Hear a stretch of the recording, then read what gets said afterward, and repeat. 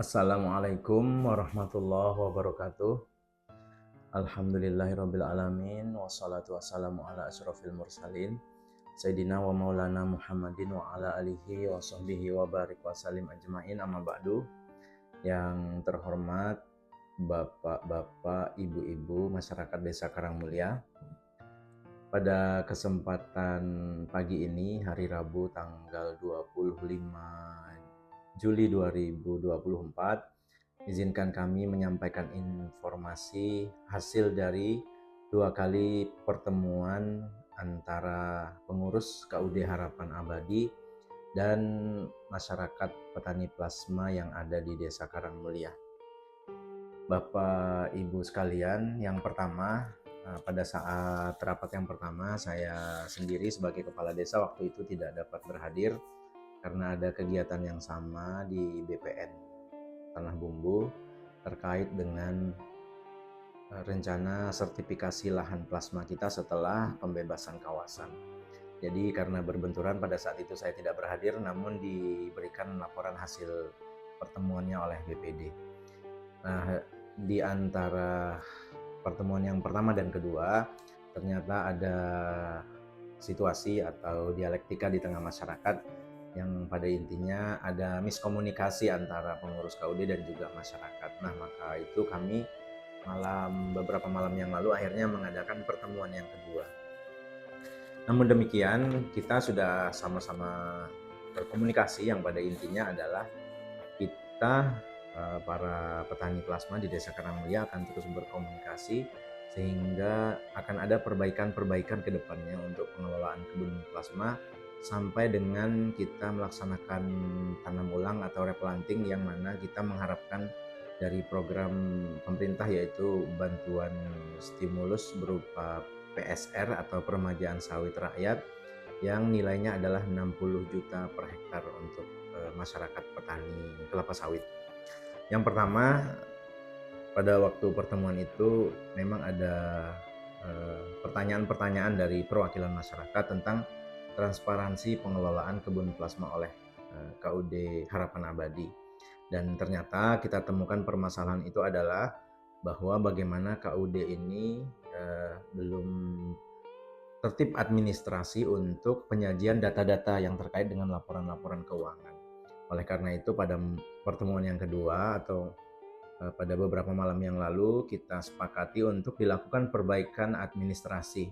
Nanti pihak perusahaan akan membantu untuk menertibkan administrasi KUD Harapan Abadi sehingga nantinya penyajian data apalagi terkait dengan pengelolaan keuangannya akan transparan dan bisa dibaca dengan jelas oleh masyarakat atau perwakilan masyarakat.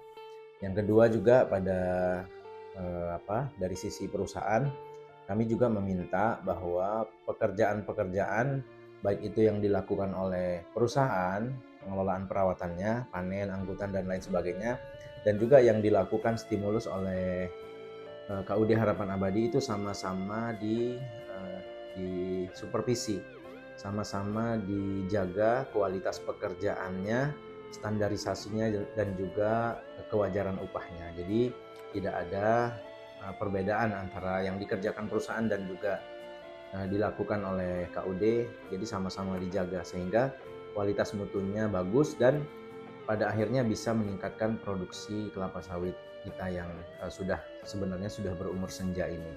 Dan demikian juga penjelasannya, karena malam itu kami undang asisten divisi 1. Jadi memang sawit Desa Karangmulia ini sudah layak untuk dilakukan penanaman ulang.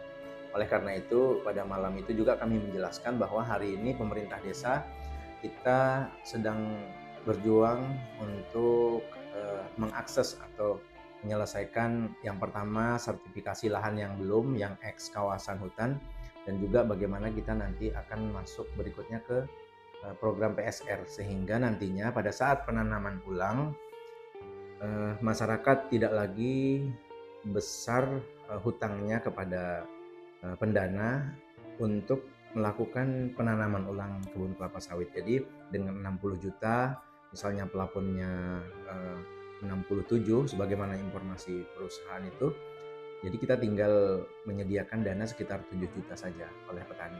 Nah, mudah-mudahan itu berkat perjuangan bersama pemerintah desa siap untuk mulai sekarang kita tertib administrasinya kita lengkapi sampai kita program itu dapat kita laksanakan. Itu yang pertama. Kemudian yang berikutnya adalah terkait kebersamaan pengelolaan kebun plasma. Jadi misi saya sendiri, kami sebagai pemerintah desa, bahwa kebun yang di periode berikutnya ini juga akan kita laksanakan bersama-sama. Itulah namanya prinsip gotong royong.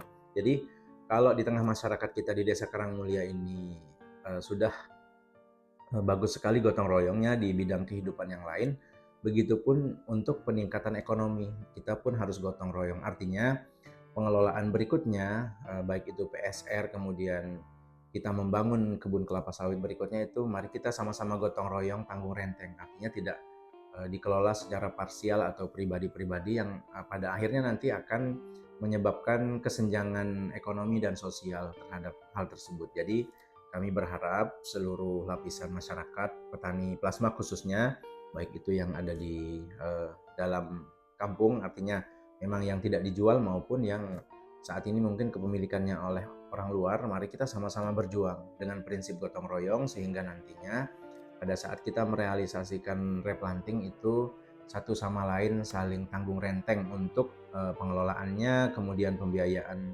tanam sebelum berbuah dan sampai dengan berbuahnya dan bahkan penjualannya. Jadi prinsip gotong royong itu mulai dari hal yang kecil sampai yang besar kita bangun di tengah masyarakat sehingga kita guyup dan rukun. Barangkali itu penjelasan umumnya terkait dengan pengelolaan kebun plasma. Pada intinya jangan terpengaruh oleh informasi-informasi yang sumbernya tidak jelas. Kalau ada pertanyaan, lebih baik Bapak dan Ibu sekalian ke pemerintahan desa. Karena saya pribadi, kami segenap jajaran pemerintah desa ingin kita semua melaksanakan eh, kemajuan pembangunan di Desa Karangmulia ini secara bersama-sama dengan prinsip gotong royong. Barangkali itu penjelasannya. Selamat Hari Rabu, mudah-mudahan rezeki kita berkah dan desa kita juga semakin maju ke depannya berkat kekompakan dan gotong royong kita bersama. Wassalamualaikum warahmatullahi wabarakatuh.